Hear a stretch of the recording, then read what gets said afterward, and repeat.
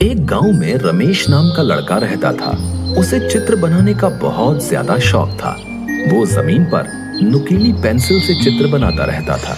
उसके पास कागज और पेंसिल खरीदने के पैसे नहीं थे। वो हमेशा सोचता था कि अगर मेरे पास पेंसिल होती तो मैं कितने सुंदर चित्र बनाता। वो छड़ी से हमेशा चित्र बनाता रहता है। एक दिन जब चित्र बना रहा था तो उसे एक बूढ़ी औरत मिली। उसने रमेश को एक जादुई पेंसिल दी। इससे तुम हमेशा चित्र बनाकर गरीबों की मदद करना, और तुम्हें अगर मेरी जरूरत पड़े तो इसी पेंसिल से मुझे बुला लेना। ये कहकर वो बूढ़ी औरत गायब हो गई। रमेश बहुत खुश हुआ और उसने पेंसिल से जमीन पर एक सेब का चित्र बनाया। वाह, क्या छड़ी है! अचानक ही वो सेब असली हो गया। फिर उसने एक बिल्ली का चित्र बनाया और देखते ही देखते वो भी असली बिल्ली बन गई। ये क्या? ये तो एक जादुई पेंसिल है। बहुत बहुत शुक्रिया बूढ़ी अम्मा, आपकी ये बात मैं हमेशा याद रखूंगा। अब रमेश ने फलों की टोकरी बनाई और वो भी देखते देखते असली बन गई। और उसने गांव के बच्चों के लिए कपड़े, किताबें, अनाज आदि चीजें बनाई। देखते देखते सबका सब सामान असली बन गया। रमेश गरीब किसानों को जो भी चाहिए होता था बना कर दे देता था। गांव के लोग रमेश से बहुत ही खुश थे क्योंकि वो गांव के गरीब लोगों की सहायता करता था। ये खबर राजा के कानों तक पहुंची।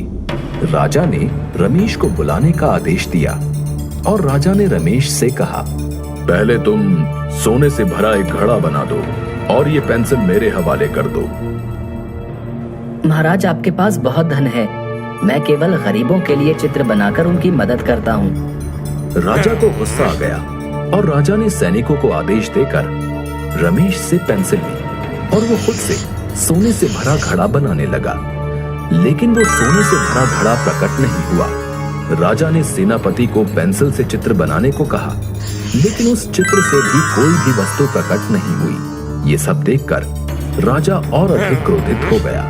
सुनो रमेश, जैसा मैं बोल रहा हूँ वैसे चित्र तुम्हें बनाना ही पड़ेगा, नहीं तो मैं तुम्हें कारागार में बंद कर दूंगा। रमेश मन ही मन में सोचने लगा, अगर वो राजा की आज्ञा का पालन नहीं करेगा तो राजा उसे कारागार में बंद कर देगा, तो वो गरीब लोगों की मदद नहीं कर पाएगा। वो चतुर था। उसने तुरंत पेंसिल उठाई और उस बूढ़ी औरत का चित्र बना दिया और वहां बूढ़ी औरत प्रकट हो गई। उस बूढ़ी औरत ने राजा को समझाया। प्रणाम महाराज, सच कहूं तो आपके पास धन की कोई कमी नहीं है, लेकिन वाकई में जो गरीब है रमेश उनके लिए ढेर सारी खुशियां लाने का काम कर रहा है। आपने उससे ये पेंसिल छीन ली, लेकिन ये आपकी इच्छा अनुसार कोई काम नहीं कर पाई और न ही किसी और के हाथों से उस चित्र में जान आएगी। रमेश के काम के प्रति लगन और उसकी ईमानदारी देख के ही उसे ये पेंसिल मिली है।